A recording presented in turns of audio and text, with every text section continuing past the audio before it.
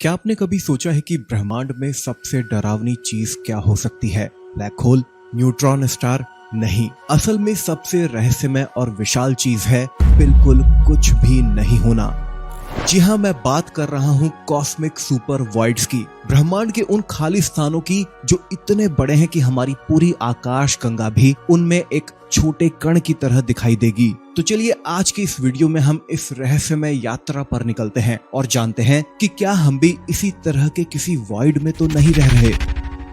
Cosmic voids की खोज का सफर शुरू हुआ 1981 में। अमेरिकी खगोलविद रॉबर्ट कृष्णर ने पहली बार एक विशाल खाली जगह की खोज की जिसे आज हम बूटस वॉइड के नाम से जानते हैं। लेकिन असली चौंकाने वाली खोज हुई 2004 में। वैज्ञानिकों ने CMB यानी कॉस्मिक माइक्रोवेव बैकग्राउंड का अध्ययन करते हुए एक अजीब कोल्ड स्पॉट को खोजा। ये जगह बाकी ब्रह्मांड से काफी ठंडी थी। कॉस्मिक माइक्रोवेव बैकग्राउंड ब्रह्मांड में सबसे पुराना प्रकाश है जो बिग बैंग के लगभग 3,80,000 साल बाद निकला था, जब ब्रह्मांड इतना ठंडा हो गया कि इलेक्ट्रॉन और प्रोटॉन मिलकर हाइड्रोजन परमाणु बना सके तो फोटोन स्वतंत्र रूप से यात्रा करने लगे। यह रेडिएशन समय के साथ खिंचकर माइक्रोवेव तरंगों में बदल गया और आज भी पूरे ब्रह्मांड में 2.7 केल्विन तापमान पर मौजूद है।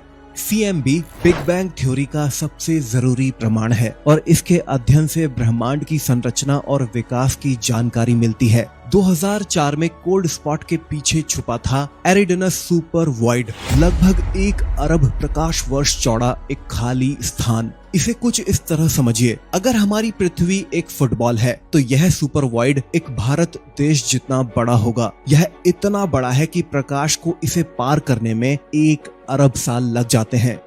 वैज्ञानिकों ने पाया कि कॉस्मोलॉजिकल प्रिंसिपल के अनुसार इस आकार के रीजन में 2000 से 10,000 गैलेक्सीज होनी चाहिए थी, लेकिन यहाँ सिर्फ 60 के आसपास ही हैं। इसकी खोज के लिए वैज्ञानिकों ने डार्क एनर्जी सर्वे का इस्तेमाल किया था और ग्रेविटेशनल लेंसिंग टेक्निक से इसकी पुष्टि की थी।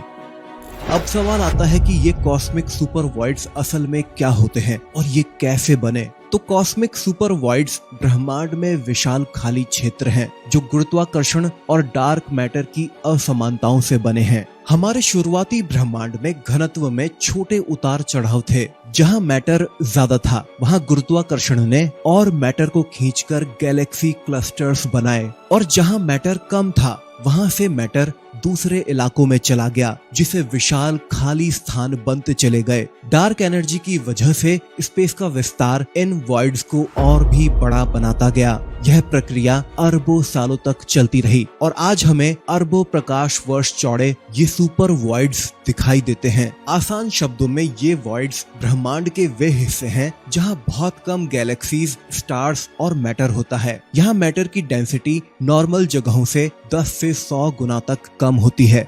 सुपर वॉइड्स नॉर्मल वॉइड्स से काफी बड़े होते हैं। एक नॉर्मल वॉइड 2 से 5 करोड़ लाइट ईयर्स जितना तक होता है, लेकिन सुपर वॉइड्स 10 करोड़ से लेकर 1 अरब लाइट ईयर्स जितने तक बड़े हो सकते हैं। और हाल ही में तो इस सीमा से भी बड़े सुपर वॉइड्स देखे जा चुके हैं। ये सुपर वॉइड्स इतने बड़े होते हैं कि अगर आप इनके बीच में हो तो आपको लगेगा कि पूरा ब्रह्मांड खाली है। अब एक सबसे जरूरी सवाल, क्या ये सुपर वॉइड्स बिल्कुल खाली भी होते हैं?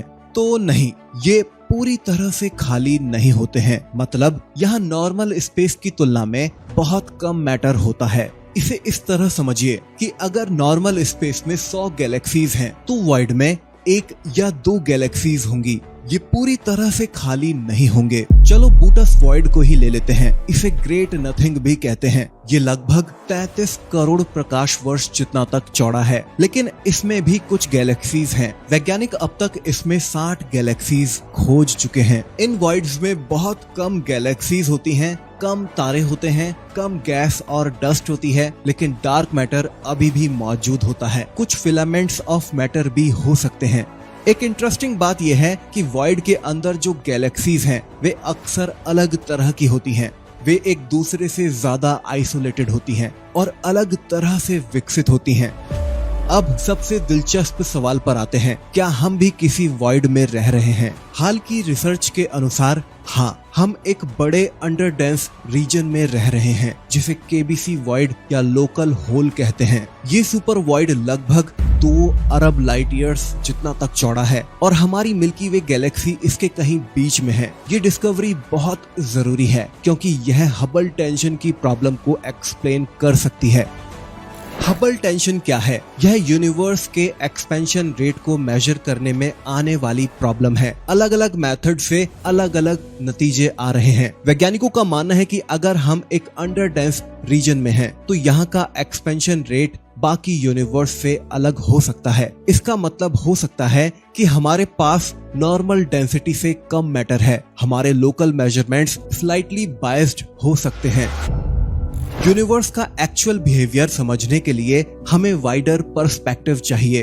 ये एक ऐसी डिस्कवरी है जो कॉस्मोलॉजी को नया डायरेक्शन दे सकती है। हमें अपने कॉस्मिक एड्रेस को दोबारा समझना पड़ सकता है।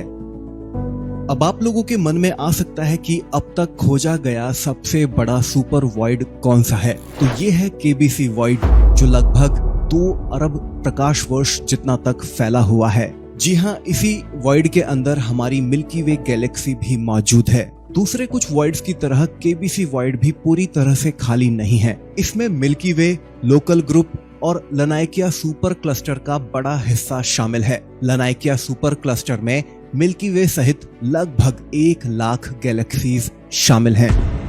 केबीसी वॉइड में मैटर डेंसिटी आसपास के क्षेत्रों से लगभग 20% कम है, जबकि कुछ अध्ययन बताते हैं कि इसकी डेंसिटी ब्रह्मांडीय औसत से लगभग 2 गुना कम है। इसका मतलब यह है कि यह क्षेत्र सामान्य ब्रह्मांडीय घनत्व से कम गैलेक्सी रखता है, लेकिन यह कई गैलेक्सी को समाहित करता है। वास्तव में हमारी मिल्की वे इस वॉइड के केंद्र से लगभग कुछ 100 मिलियन प्रकाश वर्ष की दूरी पर मौजूद है। दूसरे नंबर पर है एरिडेनस सुपर वॉइड, जो लगभग 1.8 अरब लाइट ईयर्स जितना तक चौड़ा है। ये cosmic microwave background cold spot से जुड़ा हुआ है। कुछ स्टडीज की माने तो इनसे भी बड़े वॉइड्स हमारे ब्रह्मांड में मौजूद हो सकते हैं, 3 से 4 अरब लाइट ईयर्स जितने तक बड़े। बस उन्हें ढूंढना बाकी है। सबसे इंटरेस्टिंग बात यह है कि ये सुपर वॉइड्स ब्रह्मांड में मौजूद सबसे बड़े स्ट्रक्चर्स में से एक हैं। गैलेक्सी क्लस्टर्स और सुपर क्लस्टर्स से भी बड़े। वॉल्यूम के हिसाब से देखें तो जहां नॉर्मल गैलेक्सीज यूनिवर्स का 20% हैं, तो ये वॉइड्स 80% तक हैं। मतलब हमारा ब्रह्मांड ज्यादातर एम्प्टी स्पेस है। यह माइंड ब्लोइंग है कि हम इस वास्ट एम्प्टीनेस के बीच में एक छोटे से ओएसिस में रह रहे हैं। कुछ वैसा ही जैसे एक विशाल रेगिस्तान में पानी और हरियाली वाला एक छोटा सा स्थान जहां पेड़ पौधे और जीवन संभव है। जेम्स वेब स्पेस टेलीस्कोप और यूक्लिड मिशन से हमें भविष्य में और भी बड़े सुपर वॉइड्स मिल सकते हैं। ये डिस्कवरीज हमें हम्बल बनाती हैं और साथ ही चौंका भी देती हैं। हम इस वास्ट कॉस्मिक ओशन में एक छोटे से आइलैंड पर रह रहे हैं। भविष्य में जैसे जैसे हमारी टेक्नोलॉजी इम्प्रूव होगी, हम और भी सीक्रेट्स अनलॉक करेंगे। शायद हमें पता चले कि ये वॉइड्स में और भी बहुत कुछ छुपा हुआ है। डार्क मैटर, डार्क एनर्जी या कुछ और जिसकी हमने अभी तक कल्पना भी नहीं की है।